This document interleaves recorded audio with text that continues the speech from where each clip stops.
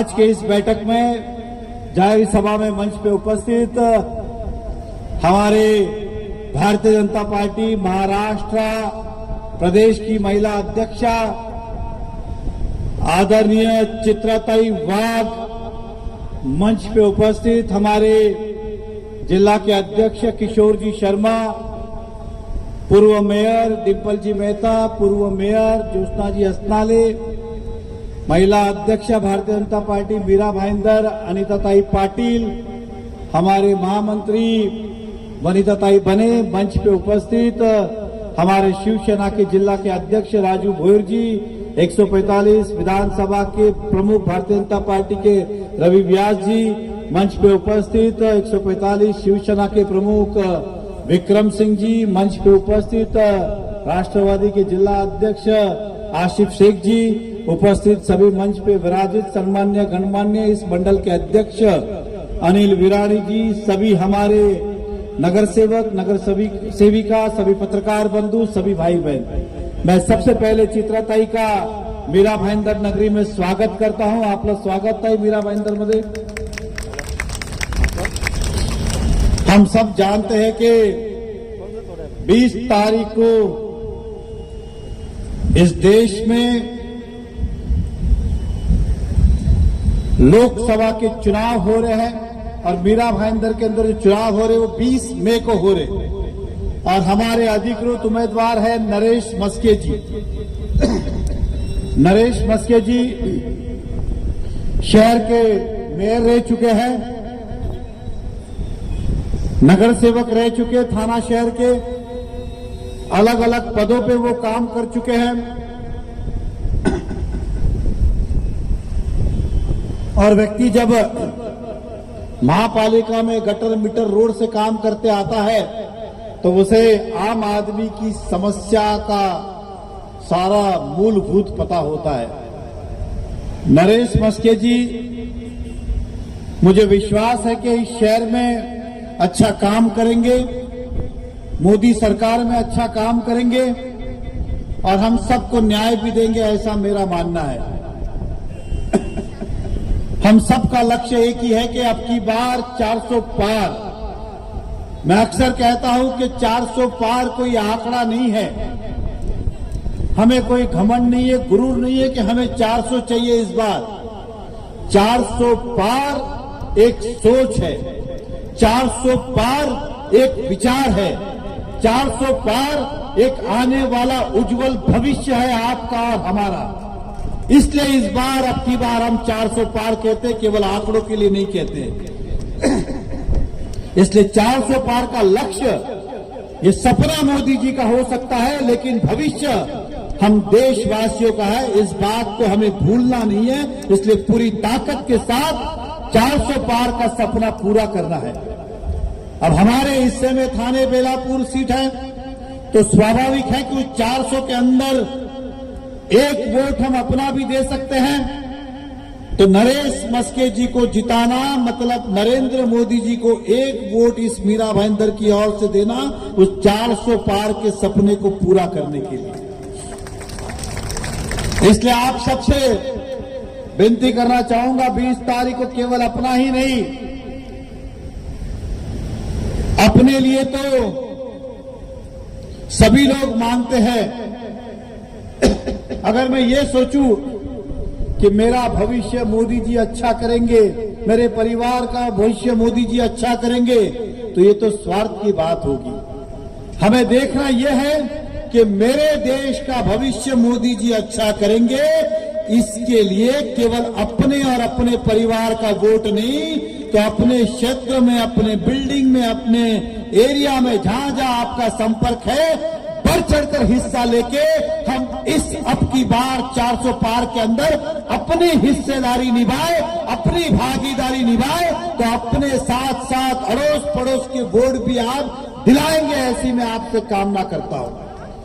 आज पिछले मैं सोशल मीडिया के माध्यम से देख रहा हूं, चुनाव होने के पहले से चित्राताई महाराष्ट्र के अलग अलग हिस्सों में सुबह एक जगह, दोपहर को एक जगह, शाम को एक जगह, अलग अलग जगह जाके मोदी जी का सपना, देश का सपना पूरा करने के लिए अलग अलग सभाएं ले रही है और वो काम करने में बिलीव करती हैं और उन्हें मोदी जी पे जितना देश को विश्वास है उन्हें भी है। लेकिन एक बात और भी है कि चित्रा ताई ने हमेशा अन्याय के लिए लड़ाई लड़ी है। महिलाओं के ऊपर, बच्चों के ऊपर, छोटी से छोटी, बड़ी से बड़ी अगर कोई समस्या आती है तो वो किसी का इंतजार नहीं करती, बिगर बुलाए उनकी सहयोग के लिए पहुंच जाती है। ये उनकी सबसे बड़ी खासियत है और आज हमारे बीच में आई है। हम सबको संबोधित करेंगे।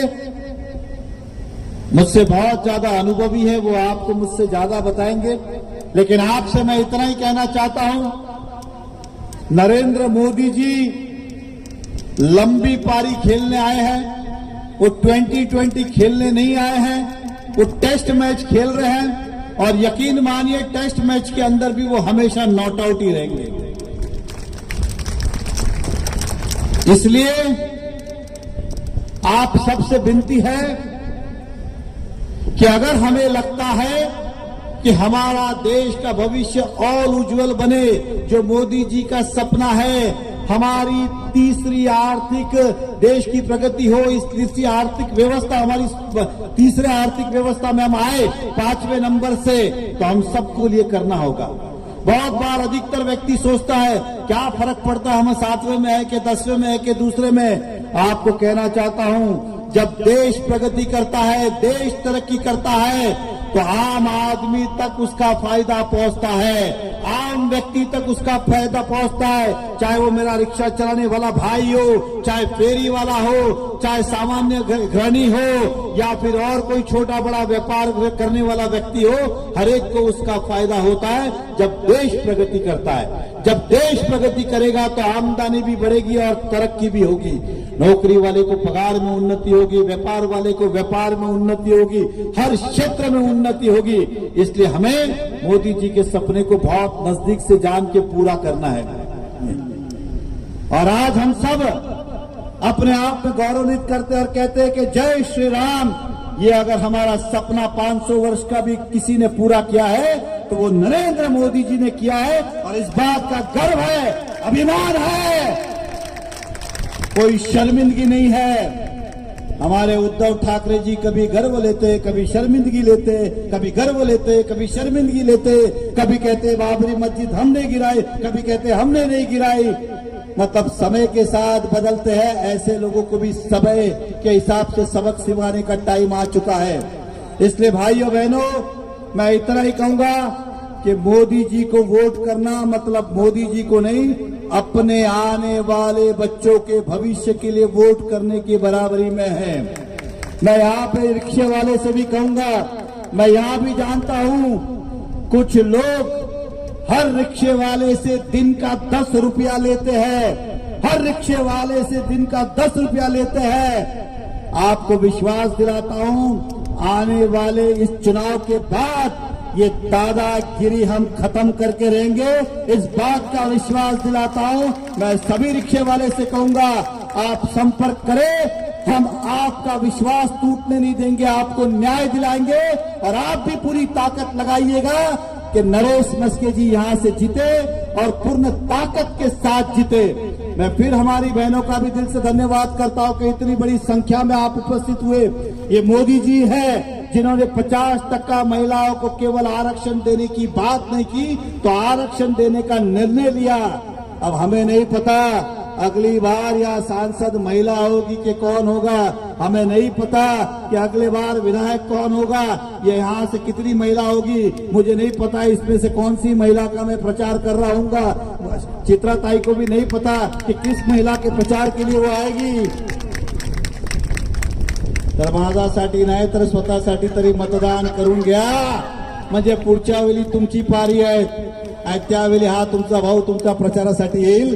क्योंकि महिलाओं को सम्मान देने का किसी ने काम किया तो केवल और केवल नरेंद्र मोदी जी ने किया है।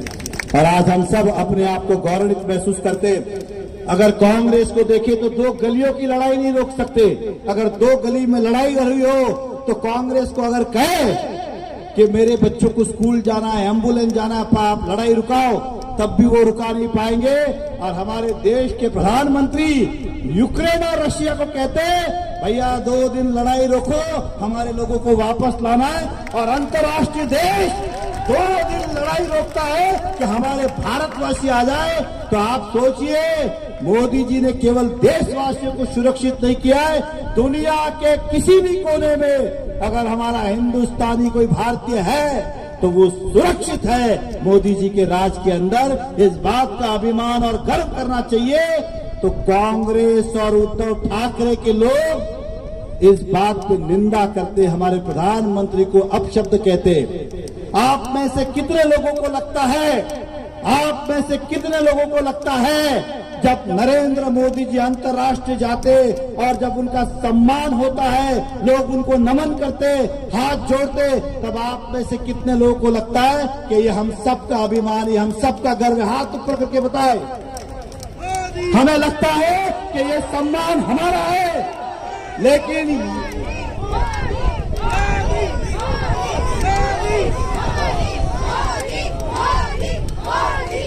अगर मोदी जी का सम्मान होता है और सम्मान लेने की ताकत रखते हो तो जो मोदी जी को कोसते हैं, गालियां देते, उससे बदला लेने की भी ताकत रखो। क्योंकि मोदी जी को गाली नहीं, आपको हम सबको उन्होंने गाली दी है, हमारी निंदा की है। तो ऐसे लोगों को सबक सिखाने का यही मौका है, चाहे वो उद्धव ठाकरे जी हो, चाहे राहुल गांधी हो, चाहे राजन बिचारे हो, चाहे कांग्रेस के नेता हो। हमारा सम्मान किसी ने बढ़ाया है तो मोदी जी ने बढ़ाया है। शायद देखिए क्या है, नरेंद्र में भी इंद्र है, देवेंद्र में भी इंद्र है, और इंद्र मेरी आवाज सुन के यहां तक पहुंच गए। आप कम से कम पोलिंग बूथ तक पहुंचे। मैं सभी यहां से कहना चाहता हूं, आप कम से कम पोलिंग बूथ तक पहुंचे। मैं अपने भाषण को विराम देने के पहले फिर एक बार सौगंध खाकर कहिए, कसम लेकर कहिए, आपकी बार, आपकी बार, आपकी बार, आपकी बार, फिर एक बार, फिर एक बार, फिर एक बार, फिर एक बार, हमारी निशानी, हमारी निशानी। धन्यवाद। तो देवेंद्र और नरेंद्र को भूलिएगा नहीं। बहुत बहुत शुभकामनाएं। जय हिंद, जय महाराष्ट्र। बहुत बहुत